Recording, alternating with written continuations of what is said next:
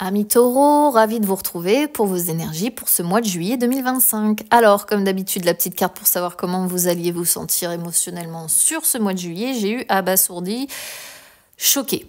Alors, vous pouvez être abasourdi par vis-à-vis d'une personne qui va vous choquer par son comportement, où vous allez vous dire quoi, mais c'est pas possible, il ou elle peut pas se comporter comme ça, me faire vivre ça, me dire ça, ou alors ça peut être une situation qui vous coupe un petit peu la chic et où vous vous dites mais quoi, mais qu'est-ce qui me déboule dessus, mais pourquoi je vis ça, qu'est-ce qui se passe, et être complètement assommé en vous disant mais ça me tombe dessus là d'un coup d'un seul, et je comprends pas ce qui se passe, et je sais pas pourquoi je vis ça. Donc vous adaptez évidemment à votre situation, ça peut parfaitement résonner avec vous, ne résonner qu'à moitié, ou ne pas vous concerner du tout, et auquel cas, vous zappez plutôt de mettre des commentaires qui disent ça ne me parle pas, c'est n'importe quoi, ce sont des énergies générales. Ne l'oubliez jamais et gardez votre libre arbitre. Allez, on y va pour les énergies générales, ensuite financières et ensuite sentimentales. C'est parti. Alors, on a l'arbre, on a la lune et on a le lys. Bon, c'est un mois...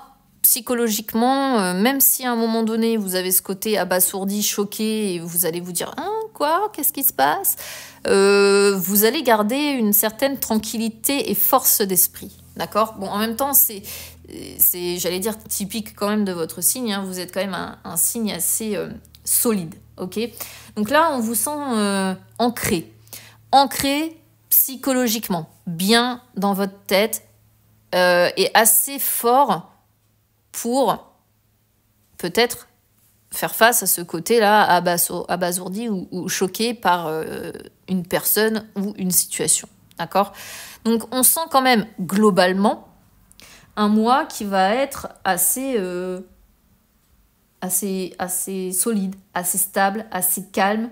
On voit de la vitalité. On vous sent avec la lune ici vraiment dans la patience, dans le calme, dans la sérénité. On vous sent beaucoup porté aussi sur vos propres ressentis. On vous sent... Alors c'est peut-être ça aussi, hein. Attention, hein, parce que quand on est très connecté, quand on est très ancré, on peut aussi être un peu trop sensible à l'énergie des autres. Et à un moment donné, du coup, on capte tout. On capte les émotions de tout le monde, on capte les peurs, on capte tout. Toutes les émotions que les autres peuvent ressentir. Et ce qui fait qu'à un moment donné, on peut se retrouver dans une situation où on se sent choqué, abasourdi, assommé, parce qu'on se dit, je comprends pas pourquoi cette personne, elle vit ça. Et vous risquez de prendre les choses un peu trop à cœur. Aussi, ça risque de vous atteindre. Donc faites peut-être juste un petit peu attention à ça.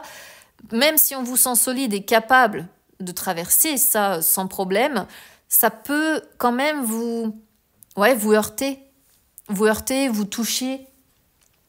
Parce que les émotions risquent d'être un petit peu à fleur de peau, un peu une sensibilité peut-être un petit peu trop importante. Ok? Mais sinon... vis-à-vis du reste, voilà, il y a beaucoup de douceur qui sort de ce tirage.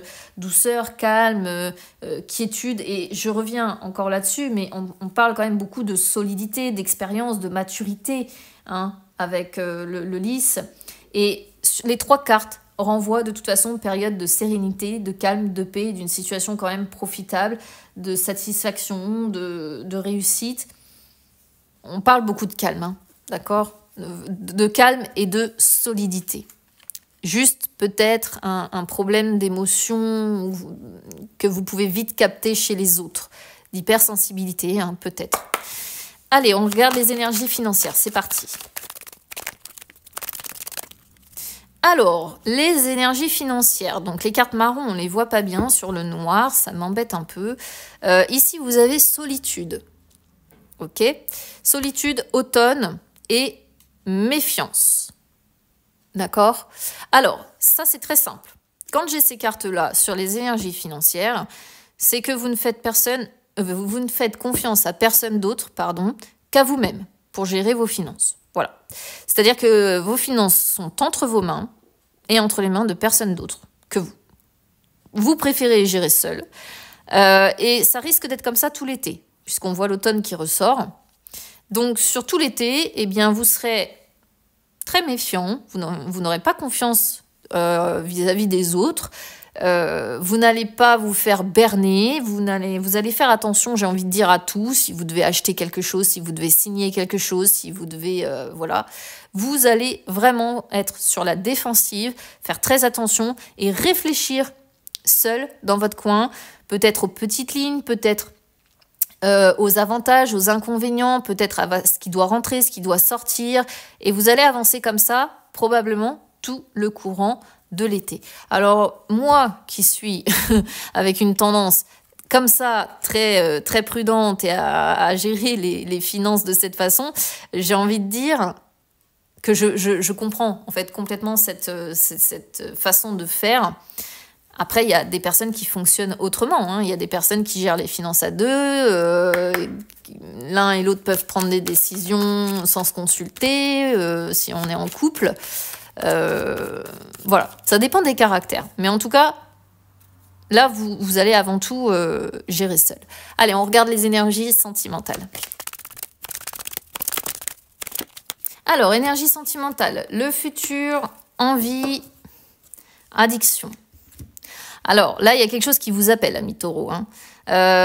Alors, addiction, c'est pas forcément négatif.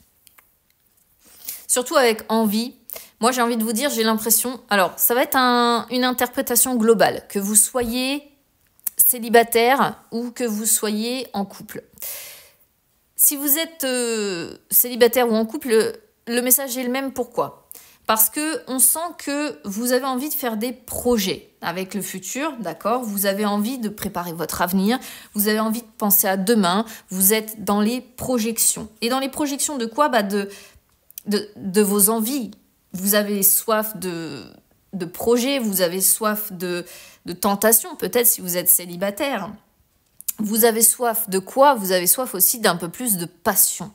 Hein, parce que l'addiction, ça peut représenter le côté négatif, effectivement, de dépendance ou de mauvaises habitudes. Mais c'est pas seulement ça, c'est aussi, en tout cas moi je l'ai toujours interprété de cette façon-là, c'est aussi quand on a l'envie de retomber, vous voyez, dans les sentiments passionnels qui nous emportent. Et ici, on a vraiment l'impression que c'est ce que vous allez rechercher sur ce mois de juillet, un petit peu un côté, j'ai envie de raviver la flamme de la passion. J'ai pas envie d'être dans une relation morne, j'ai envie de quelque chose qui me fasse vibrer, j'ai envie de quelque chose qui me fasse... Alors, ça peut être peut-être trop addictif, hein, ce côté-là. Hein.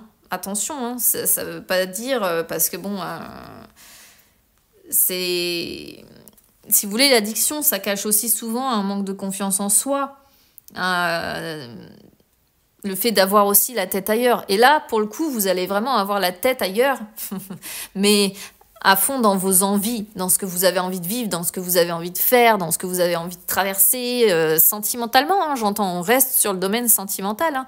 Donc que vous soyez célibataire et que vous ayez des projets bien précis, bien particuliers, bien fondés, et bien, je pense que vous allez tout faire pour essayer de concrétiser ça là... dans les semaines, les mois qui arrivent. Et si vous êtes en couple, c'est pareil, vous avez des envies bien particulières de projets et vous êtes à fond, quoi. À fond là-dessus et vous avez envie que ça se réalise et vous allez vraiment tout faire pour que ça se réalise. Donc, écoutez, dans l'ensemble, je trouve que votre tirage, il est pas trop mal. J'ai plutôt l'impression que c'est le côté émotion, de capter les émotions des autres qui peut éventuellement être un peu dérangeant, je vais dire ça comme ça. Mais c'est pas dramatique en fait, d'accord ? Voilà ce que je peux vous dire, amis taureaux. Eh bien écoutez, je vous souhaite un très beau mois de juillet et on se retrouve très vite. À bientôt.